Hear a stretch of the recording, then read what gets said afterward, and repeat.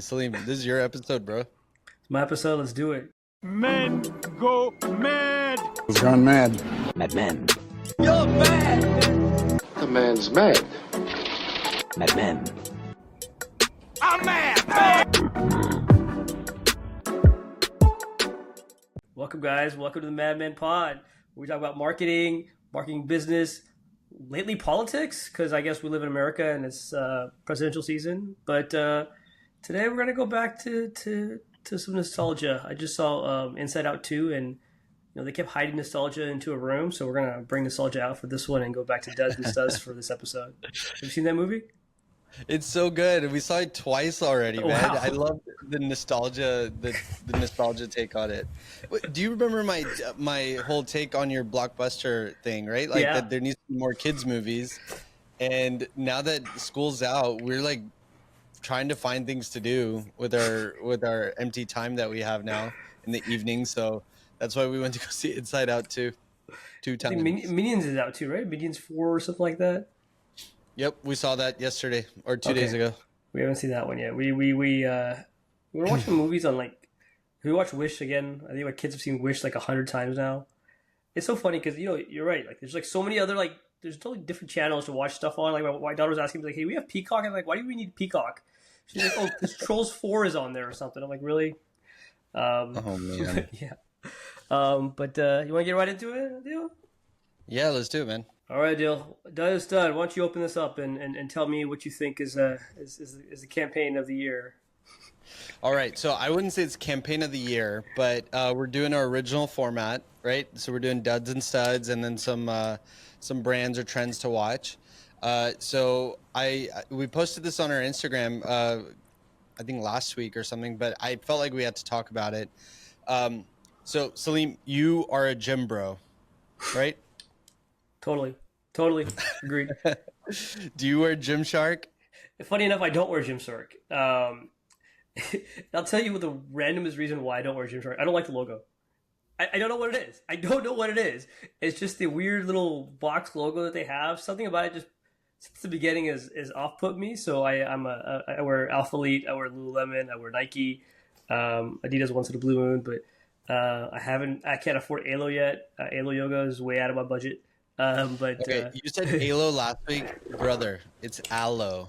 My bad. See, Like- clearly I can't like afford this green. shit because I can't afford stuff I can't pronounce. They've had a 70% off sale this whole year, so I'm sure you could go buy something. But here, so Gymshark, for those that don't know, has had a meteoric rise over the last few years. Here's the thing: they only focus on gym goers, and it's not now just for what they should wear to the gym, but also with this new campaign, quote, "We do gym." It's a secret handshake between them and the gym bros and gym sisters out there. Let me explain. So gym enthusiasts are not just thinking about what they're going to wear at the gym and that 1 hour pump at the gym. If you take your fitness seriously, it's a 24-hour-a-day mantra, right? You're thinking about your macros. You're thinking about your protein intake for the next day. You're pre-planning that. You're thinking about your leg day. Like you want to make sure to have 2-day buffer afterwards for your recovery time. You don't want to go too hard after a leg day, right? You're thinking about how much sleep you're getting so that your recovery, it up to par and everything like that. So there's a lot of thought that goes into being serious about your fitness.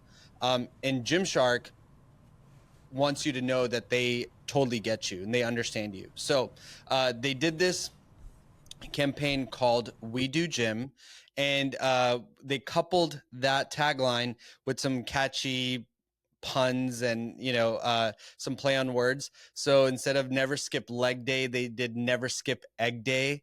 They said, "We hope you fail." So when you pump to failure. So that was a good play on that. They wrote on about the campaign saying, "Built for the squat rack, not the running track." And that's a big hey, we're not Nike, we're not New Balance or anyone else. We do gym, right? So here's what I feel like a lot of people, I hear this from a lot of people. It's like this with all the craze in athleisure over the last decade, from Lululemon, Viore, Fabletics.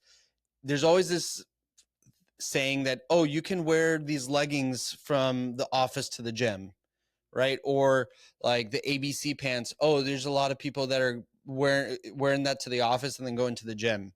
That is never the case. And I mean, Salim, I got to ask you, are you really wearing the same outfit that you wear to the office, to the gym? And my guess is it's probably a no. Nope. No, and I got ABC pants. I've never ever worn them to the gym. There has never been. The only time it happens is I've got a plan and I've got to wear the right T-shirt under my shirt, and it's probably just a solid T-shirt that I've got, and then I just go to the gym and just change out my pants. Like that's the closest I'll ever get. But 99% of the time, my gym bag's got extra clothes in there. I'm with you, bro. Yeah. So the attire that the idea that your attire needs to be that flexible is just silly. It's just not accurate. That's not how people live. And so what Gymshark has done is just created this campaign that we do gym. We understand your lifestyle. We understand what it takes to be a serious fitness enthusiast, and we will provide anything you need to up your gym game. So this campaign doubles down on their target audience, and I freaking love it. I don't know what you think about it. Tell me your thoughts. Look, we've talked about this all the time, and we continuously talk about this, right? Authenticity, right? Like, hey, Gymshark came from the gym, and Ben, who is the CEO of Gymshark, who became, I think he was Ben Francis. Ben Francis, right? Ben Francis was one of the youngest, billionaires out of the UK, and he's been recognized for building this billion-dollar empire with Gymshark, and it's not because he was, trying to do 100 things at once. He doubled down and said, hey, look, we are a gym company. We build gym clothes, and we're going to sell gym clothes. And that was his motto, and he's gone back. I think at one point he exited, and then he came back as CEO because of that mantra. Like they missed the mark at some point, right? They were trying to do too many things. And you look at just look at right now with Copa going on right now with soccer. Like it's a battle between Nike and Adidas, but if you go look at one feed or another, it's crazy. You can't follow Adidas as a brand and just stick to football, soccer, football, whatever you want to call it, and then Nike has like Olympics and all this stuff going on. It's like too much chaos, even from a consumer standpoint. So it's nice and comforting. I think we talked about this in the past. Like brand loyalty is anti what Samir said, but sometimes the brand loyalty is just about, hey, I'm comfortable with the product, and that's the brand loyalty that we want to talk about. So yes, campaign is awesome. It's nice to see that a lot of those guys are influencers actually, so it's really cool to see the influencer market take out as models of these big campaigns. And they've got it in the right places and the right campaigns, and I think it's going to hit home. I mean, they continuously rose, and I think they're up 15% year over year. So kudos, definitely stud move for our friends over at Gymshark. Yeah, it's actually, now that you've said that, how Adidas and Nike, now that the big stage is here, everyone's paying attention to Nike and Adidas on an Olympic level, and then Copa and whatnot. What I think would be really cool is then Gymshark kind of take the angle of all the hours that went in before getting to the main stage at Copa and to the Olympics, and like what they wore when the real work was happening. All the glitz and glamour is happening now, but the real work was done in Gymshark. So that would be kind of a cool approach if they did some micro campaign to branch off of all the the athletes that are taking stage right now. What do you got next? So I want to take a look at the NFL as the season gets about to get riled up, and you see that there's this big thing about NFL and not promoting alcoholic beverages, even though one of the biggest revenue generators in the football stadiums is alcohol beverages. But lately, we've seen Mr. Patrick Mahomes truly partner up with Coors Light in very, very interesting ways, right? I don't know if you saw the latest ad campaign, but the latest ad campaign talks about this time capsule of like, hey, I created this awesome Coors Light commercial, and you see him on the Coors Light train, but I can't release it until I retire. So they basically did a time capsule, buried it to the ground, and it's really buried in some place. I forgot where it was, but it's buried somewhere in the ground. In the past, they've done like Coors Light lights, like little flashlights with Patrick Mahomes' number on it. They've done the light bear instead of a beer. They did a bear. Like they're getting super creative with this contract to stay out of the trouble. But like, what's interesting to me the most, Adil, is that a, of course, it's creative marketing, awesome marketing, but just the balls of these people, right? Like, you've got to be like, hey, I really want to do something with Patrick Mahomes. How creative can we get, and how pissed off can we get the NFL, right? Because the NFL is a big giant, and you can't just go to the giant and say, hey, look, we're gonna kind of tread lightly on this one, gray line right here that we have, and just, but and then of course the latest commercial. If there's anybody that's going to tread in gray lines, it's going to be Mischief Advertising, and that's exactly who did the ad. And Mischief did a great job with that new Coors Light. What do you think? What do you think about this thin line and this new campaign with Coors Light and Patrick Mahomes? So this gives me the same vibes that Nike did with Jordan. They paid the $5,000 fine per game for him to wear those red shoes, right? And so the line was, you cannot wear colored shoes; they have to be white. And if you wear anything but white shoes, you pay $5,000 fine. Nike said, sure, we'll do it. We'll pay the fine just so that he can wear these shoes. Now, of course, the shoes didn't make Jordan. Jordan made the shoes. But the point is that they took this once in a generation athlete and tagged and created quite the story around this fine line that you're talking about, right? So I see it in the same, it's giving off the same vibe. And I actually had no clue that there was this rule until just now, that they can't promote alcohol, and that they are having to dabble with this fine line. When did that start? I don't think I've ever seen. I think it's been in play for a very, very long time. NFL, like, it's part of their contract where they can't directly advertise for beer or alcohol beverages or anything under the influence. Yeah, they can't directly endorse beer or appear in ads drinking it. However, there are some ways that players have found ways to work around these rules. So I guess it makes sense. Like, you're trying to breed the next generation of athletes, and you want these to be family figures as well, right? So having these guys drink beer on camera, I think that's across the board. That's probably not allowed. Like, if I've always seen ads with any beer ad, anytime they've had anyone show a beer ad, it doesn't ever show them drinking. And so I guess current players, you can't have them be drinking beer and also, promoting this or being like this image of wellness. For the record, the NBA does not have this rule. I just looked it up. It's just an NFL rule. But I've also seen soccer. I've also seen like football players. Like Messi had that one big campaign with Coors, with Corona, right? In the beach or something like that. I think it's just an NFL thing. Cool. Good thing. Maybe. What's next? Yeah, that is a fine line, man. I think, I got to watch this commercial because I think I did come across it and I didn't finish watching it, but I was like looking at some of the thumbnail video of it right now. It seems hilarious. So I can't wait to watch it, but this is a good one. Good pick. We did say that we're started becoming a political show. We're not. We're really not, but it is presidential election season, guys, and this is the ultimate marketing campaign. Let me explain. So we talked about the debate last week, right, Salim? And the media has never looked so united. I mean, every outlet is saying that Biden is unfit for office. There's so many theories out there that he's going to drop out at the very last moment. They're going to bring forward this surprise candidate that everyone's going to get super excited about. We're a TikTok generation after all, right? So you want to bring forward someone that kind of surprises everyone. And then people are like, oh, they're great. Let's go ahead and get excited about them.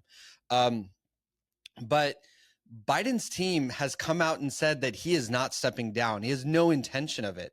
And that's pretty bold words if there is this alternative idea out there that someone else is going to come through. So, I don't want to talk about this as a political angle. I'm trying to make that very clear, but we're talking about it from a marketing angle. So the thousands of people that are working behind the campaign, this political candidate, are marketers, right? They are making sure what he eats, what he wears, what he does is all marketable, right? They want to make sure that they get the word out why their candidate and their party is the one to vote for. And they're doing all of this not just for votes, but also fundraising dollars. After all their money is also coming from the money that gets raised, right? So really, this is the ultimate marketing campaign. So if I was to just replace Biden's name with Spirit Airlines, right? And we were just to talk about it as like, apples and oranges, right? You have experienced Spirit Airlines. You know they suck. You know their service sucks. You know they have hidden fees. You know they're always delayed. You know their planes and technology is old. Yet Spirit Airlines tries to sell you a product and a service that does suck. It is not desired by the general public, and they have no intention of changing. This is exactly what's happening with the Democratic Party. From a marketing angle, this is not smart, in my opinion. So, like, I'm calling it a total dud what they're doing.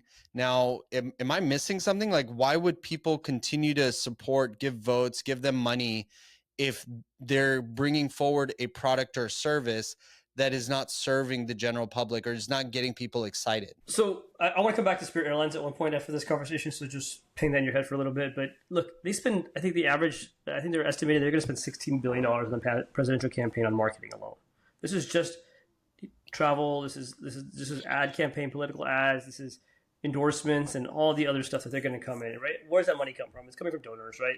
These guys aren't worth that much money. Yeah, they might be worth half of it, but they'd have to sell real estate and all that stuff, right? I think what Biden makes $400,000 a year annually on his presidential. But yeah, I think it's a big marketing platform, and people are tagging along, but you'll not see the endorsement levels or the partnership levels that you see at other things, right? Politics comes very funny lately because last political cycle, the last two, you saw a lot of brands get involved. This time, you're not seeing any brands get involved.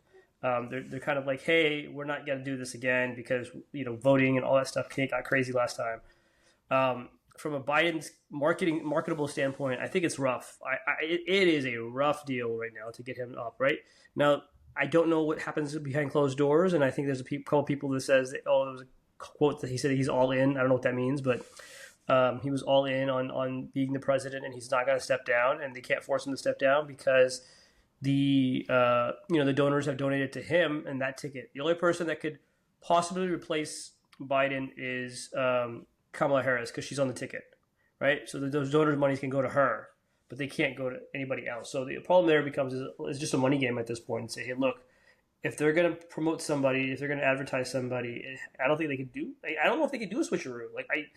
And if they do, what do you think that's going to do? It's going to have to double the marketing budget to go make sure that he or she, whoever that new candidate is at everybody's ear and knows who he is and who they're talking to, right? Unless it's somebody that already has a name recognition, which I don't know. I think I got to be pulling somebody out of their ass at this point. But look, I think all they have to do is double down on what they have. I think a switcheroo is ideal, but I don't think it's feasible in this time frame that they have.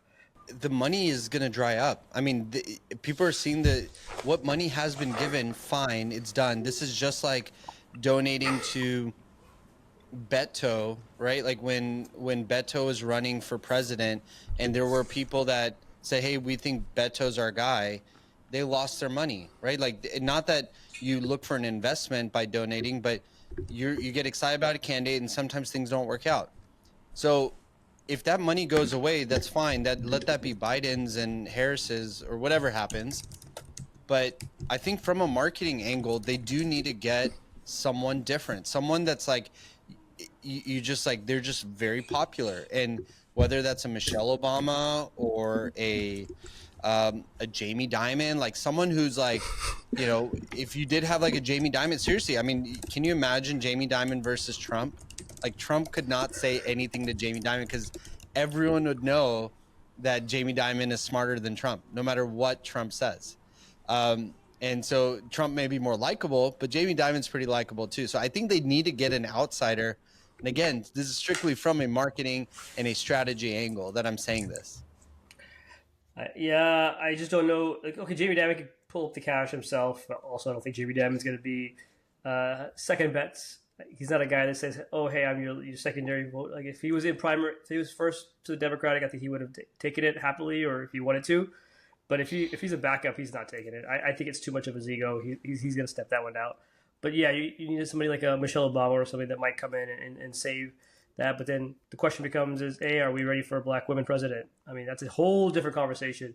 And then how many Democrats are going to vote for that, or how many people are going to fund that, right? And there's a whole different. Are you kidding me? That's going to be the ultimate story, man. That is exactly what this whole. I mean, the media would go crazy to have Michelle Obama versus Trump. Michelle Obama could definitely go toe to toe with Trump when it comes to the zingers and things like that. Like, I mean, can you imagine that debate? It would be fire, absolute fire, right? And then Michelle Obama's intelligent as hell, right? She's likable from so many angles, and she represents the inclusiveness that the Democratic Party continues to talk about, that you don't need to be a white male, right? Like to provide change or to provide leadership. And so she would be the exact example that they have been trying to preach this whole time. So how much more on brand can you get as the Democratic Party? So I mean, look, in the end, and you say that because like Kamala Harris checks those boxes as well, right? She's African American or mixed race and woman. So we just completely brush over hers. I know Michelle Obama's better, but that's just like, you know what?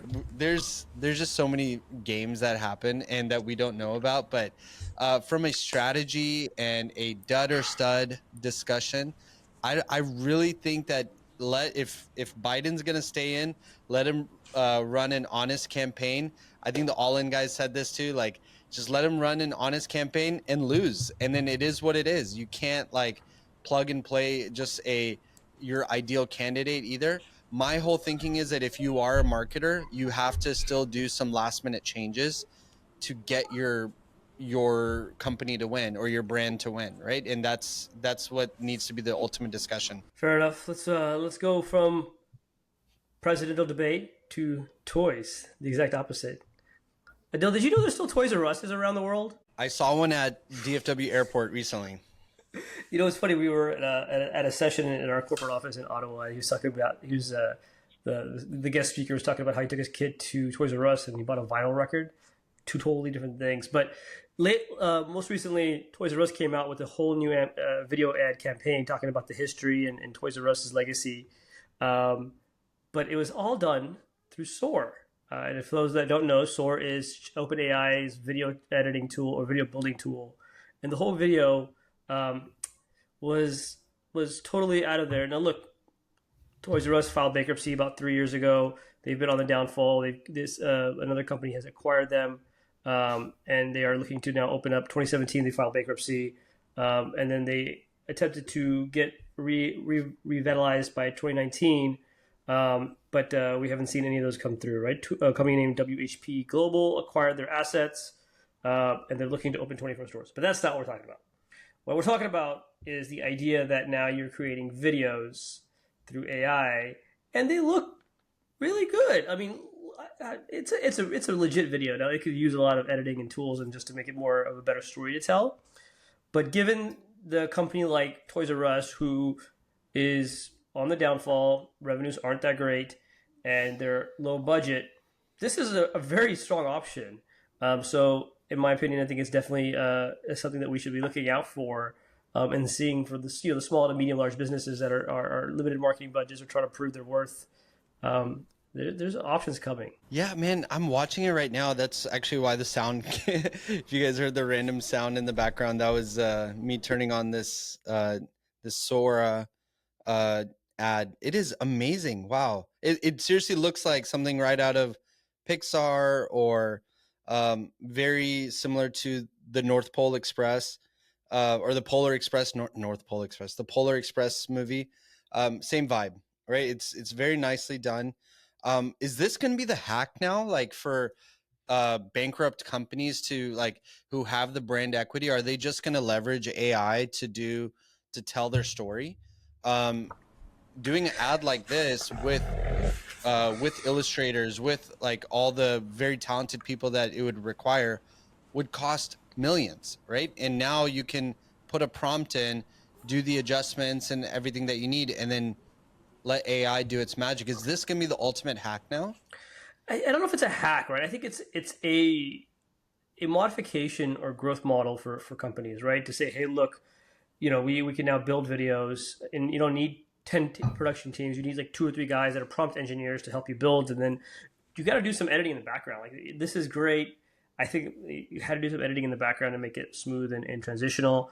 But you're seeing companies like, we talked about Adidas and Nike earlier. If you looked at Adidas' soccer campaign right now, it literally says made with AI in the actual Instagram post. But I think it's going to allow us to do more with less. And I think what it does is it really allows companies, not just bankrupt with brand assets, but also companies that are growing to build something really cool, really awesome, and real traction. So I think it's a good move. Sure. Not take a job, so don't worry about that. You just got to learn it. So what, are we going to go into brands to watch? Can I go first? Oh, I don't know. Do I want you to go first? You'll absolutely go first. I gotta know from everyone, because I really don't know. Like, I don't walk on eggshells on this show because I work for myself. Right? Like, and I could see why. Like, if I did work even if I was pretty high up at a different corporation, I would probably be very careful what I say. But I'm not, and so I'm a small business owner, and that's like part of the reason why I can be controversial and I say what I say. But this is not controversial. It's actually a really cool brand to watch. If you have not seen the social content for Paralympics, you are missing out. So the Paralympics, for those that don't know, nothing like the Special Olympics. Paralympics is competitive games for individuals with disabilities. So these are more like physical disabilities, like amputees, those that are blind, wheelchair bound, but this also includes little persons as well, right? So who are born that way, right? So there is it's really interesting because, we've all kind of known the Paralympics exist. Very few of us, I don't think I've met a single person that actually follows along with what the Paralympics, like the storylines, the journeys and things like that. Like, unless any of my friends that listen to this, like if you follow the Paralympics before this, like, please tell me. I would love to know why you did that. But there's a little bit of a duality, I think, in the masses, right? Like, we see the importance of giving the state like a grand stage to paraplegics and giving representation to them for their whatever misfortune they probably had in their life, or if they were born a certain way. But on the flip side, we make an active choice not to follow the journey or not to get excited about, like the masses don't, right? And it's what's really something to note is, like, if I say the name Michael Phelps or Gabby Douglas, even those that don't necessarily follow the Olympics would know who I'm talking about. So what the social media team at Paralympics have done they've taken some really funny, trendy sounds that typically you don't see companies or feel good accounts or anything use. These are like the really weird Gen Z sounds that you see happening. And they've utilized that with different scenes from the Paralympics. And it's so hard to explain. You just take my word for it. Go to TikTok, type in Paralympics. You will not be disappointed. They now have 3.6 million people that follow that account. It is amazing to watch. And I'll be honest, it's probably that hook that I needed. They took the stigma and the guilt out of watching the Paralympics out, and you enjoy some of these scenes, and you realize, like, the Paralympic athletes also can laugh at themselves, right? And so this is what makes it just more human, I think. What do you think? I just scrolled through some of the TikToks, and 3.6 million compared to just, guys, if Olympics is like 8.5 million. So it's like, it's getting up there. Like, that's pretty cool to see that, them getting up to that recognition, and the views are crazy. And I've seen a couple of videos right now, and it does, going back to it, being authentic, and they're very much just talking about the people, and the people are laughing, enjoying themselves and having a good time, as well as, playing their competitive game. So it's like any other Olympic athlete or any other athlete in general. They're doing the exact same thing. They've got the same sponsors. It's all there. It's so cool, and I think it's the shout out to the Paralympic social media team for doing a great job of getting that exposure for these guys because they need it. I think it's going to come out really well for them as they grow. EU charges Microsoft with antitrust violations around their bundling program. So for those that don't know, Microsoft's had this practice over a long time, mostly after Steve Ballmer left, about bundling products that they come in that are maybe 50%, 60% good. The most famous one of this now recently is Teams. You go in, you get Teams automatically with your package, and then what happens is a year later or when your time up for renewal, they up the price of your agreement, and then that skyrockets a little bit your price, but it's too late to switch to Slack or something else, and you're now stuck into this round, and they kind of just trap you in. They did that with security and around Defender and a few other products, right? So in the U.S., it's been a general practice to get new products to market and let these guys go. Salesforce CEO who acquired Slack opened up a case in EU and said, hey, look, this is antitrust. Like they are just giving away products so we can compete in a fair market. And they agreed. And they agreed for the first time because they've tried this in the U.S. and the U.S. keeps knocking it down. So he tried it in the EU and said, hey, look, you can't bundle these products. You have to a la carte these prices and make sure that they match so that everybody has a fair play. Well, this is really going to change the way that we product market a lot of things in the U.S. and all over the world, not just with Microsoft, but just with a lot of other companies. The problem in today's economy right now is M&A is kind of slow. You're seeing small acquisitions, nothing big. The Figma Adobe thing is kind of the same thing, right? Adobe does a lot of bundling on themselves. You buy one package, you get the whole suite. It's just a little funny thing there saying, hey, look, we can't compete with these guys, right? So I think it's something to watch. I think it's going to change a lot of us product marketers that go out to market and figure out how do we product market these new products and services instead of just giving it away or bundling it together with an EA or something like that. EA is enterprise agreement, by the way, for those that don't know. But Adil, what are your thoughts on this ruling and how this is going to affect how we build products? I mean, this is exactly how Microsoft built its wealth, right? It was like packaging a bunch of products and then doing a money grab when it came up for renewal. I still get the notifications that my Microsoft Office is out of date and I need to renew, and I refuse to do it. I'm just going to stick with Google Docs as long as I can. The point is though that it seems like only the European Union will ever act on things like this. They're pretty safe in the US, right? It's funny you say that, right? Because does it not allow them? So, like, what is it to Microsoft to now go figure this out in the US, right? Are they going to go split this, or are they just going to look at, the US government's going to look at it and say, hey, look, well, EU did it, we should do it, right? EU's always been the one to kind of block these things and protect these products and services for the consumer, supposedly. But there's two parts to this, right? One is competitive markets and saying, hey, look, people like Slack can't compete.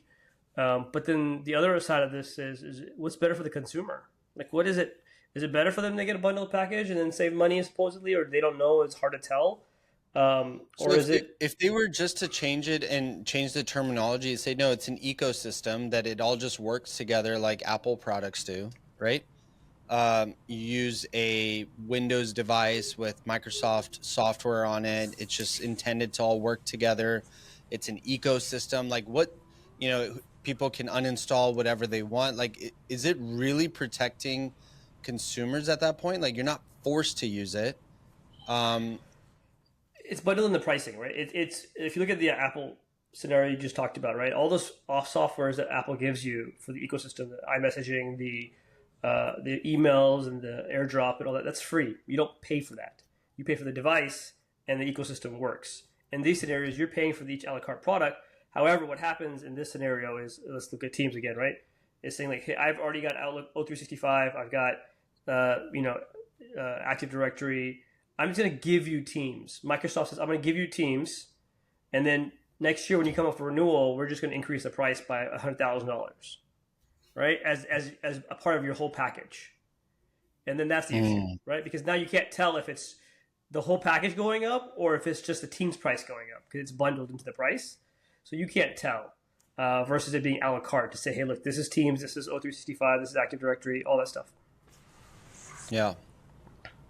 Okay. Well, I mean, it seems like this is going to open the door for more complaints on other brands that are doing stuff like this.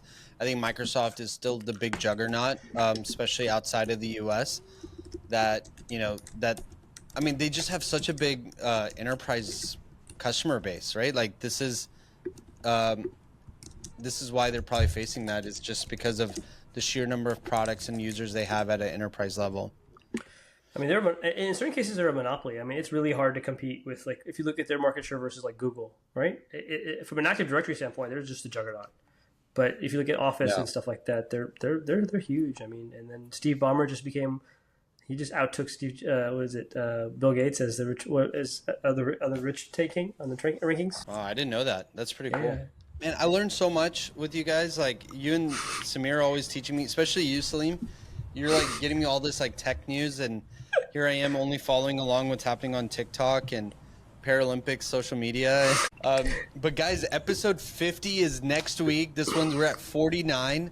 I think we're about to hit the 1 year mark for our show. I remember when we started this, it was beginning of July last year that we started having our first conversation, and I knew Salim, I knew Samir, and they did not know each other, and I was like, hey, let's start doing this. And Salim was like, wait, let's have a conversation first and make sure that we know what we're doing and stuff, and then the rest was history. I mean, it just all happened so fast, and it's hard to believe that we're approaching the 1 year mark. But TikTok, it was your TikTok.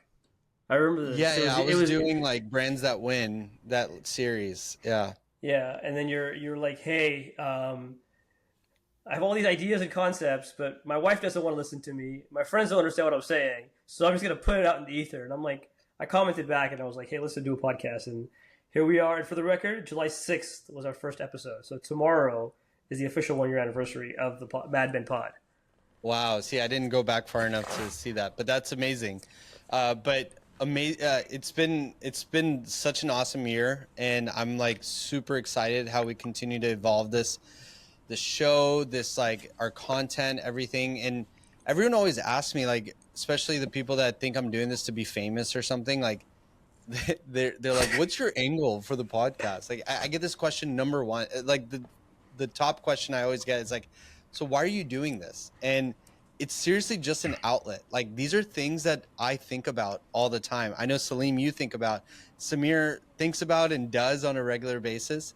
And we just look at like a campaign or an ad, and we're just like, what thought went into that? What was the process for that? And then we actually think about it, and we want to know the details on it, and we want to know the data supporting it and everything. So for us, I mean, and I should probably just speak for myself. For me, this show has been a great outlet just to explore these ideas more, to think about it some more.